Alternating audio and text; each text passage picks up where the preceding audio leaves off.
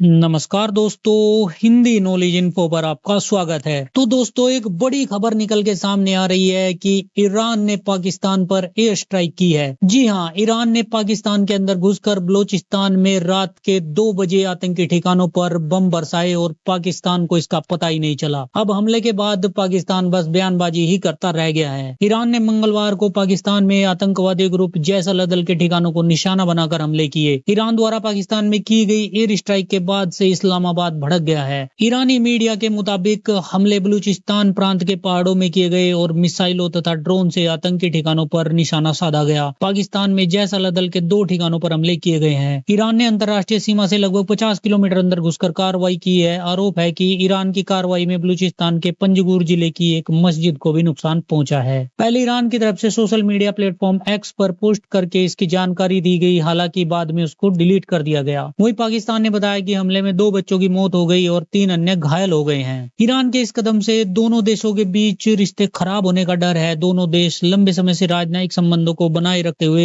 एक दूसरे को शक की निगाह से देखते रहे हैं। तो दोस्तों, आइए जानते हैं आखिर क्यों ईरान को पाकिस्तान में एयर स्ट्राइक करनी पड़ी है। लेकिन इससे पहले दोस्तों, अगर आप चैनल पर नए हैं, चैनल को अभी तक सब्सक्राइब नहीं किया है, तो दोस्तों चैनल को सब्सक्राइब करके बेल आइकन दबाना मत भूलिएगा, क्योंकि इस चैनल पर आपको डिफेंस और फॉरेन पॉलिसी से रिलेटेड वीडियोस मिलते रहते हैं। तो चलिए दोस्तों, वीडियो में आगे बढ़ते हैं। दोस्तों, ईरान के ऊपर पिछले कुछ समय से जो आतंकी हमले किए गए हैं, चाहे जनरल कासिम सुलेमानी की कब्र के ऊपर जो अटैक किया गया था वो हो, या फिर इसके अलावा 3 जनवरी को करमन शहर में पुलिस हेडक्वार्टर के ऊपर जो अटैक किया गया था वो हो, इन दोहरे आत्मघाती बम विस्फोटों में 90 से ज्यादा ईरानी लोग मारे गए थे। इन हमलों की जिम्मेदारी ISIS ने ली थी, लेकिन ईरान इसमें जैश अल अदल की भूमिका को भी मानता है। जैश अल अदल की भूमिका के बारे में ईरान की तरफ से पाकिस्तान को भी कहा गया था और इन पर कार्रवाई करने के लिए कहा गया था, क्योंकि पाकिस्तान की ओर से इन पर कोई कार्रवाई नहीं की गई, इसलिए ईरान को ये अटैक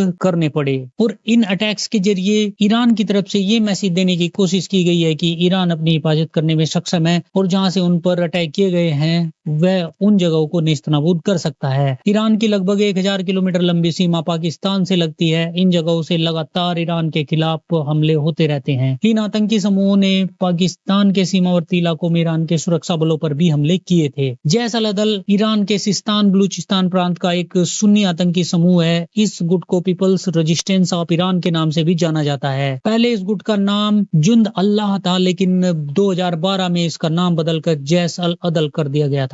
इस संगठन की स्थापना 2002-2003 में हुई थी, जिसे ईरान आतंकवादी संगठन मानता है। ईरान के दक्षिण पूर्वी प्रांत सिस्तान में स्थित यह एक सुन्नी आतंकवादी समूह है। पिछले कुछ वर्षों में जैश अल अदल ने ईरानी सुरक्षा बलों पर कई हमले किए हैं। दिसंबर में जैश अल अदल ने सिचान बलूचिस्तान में एक पुलिस चौकी पर हमले की जिम्मेदारी ली, जिसमें 11 पुलिस कर्मियों की मौत हो गई थी। इस हमले के बाद पाकिस्तान ने भी कड़ी प्रतिक्रिया दी है। पाकिस्तानी सरकार ने ईरान को चेतावनी देते हुए कहा है कि हमारी संप्रभुता का उल्लंघन करना अस्वीकार्य है। इस कार्रवाई का अंजाम भी बुरा हो सकता है। पिछले कुछ दिनों में इराक और सीरिया के बाद पाकिस्तान तीसरा ऐसा देश है जहां पर ईरान ने हमला किया है। एक दिन पहले ईरान के रिवोल्यूशनरी गार्ड ने इराक के उत्तरी शहर इरबिल के पास स्थित इजराइल की मोसाद एजेंसी पर बैलिस्टिक मिसाइलों से हमला किया था। साथ ही गार्ड्स ने सीरिया में भी इस्लामिक स्टेट आतंकवादियों के खिलाफ कार्रवाई की थी। आतंकी समूह IS की सभाओं को तबाह करने के लिए भी ईरान ने बैलिस्टिक मिसाइलों का उपयोग किया था। हमले के कारण 4 लोगों की मौत हो गई, जबकि कई लोग घायल हो गए थे, जिन्हें अस्पताल में ले जाया गया है। मीडिया रिपोर्ट्स की माने तो इराक के इरबिल शहर स्थित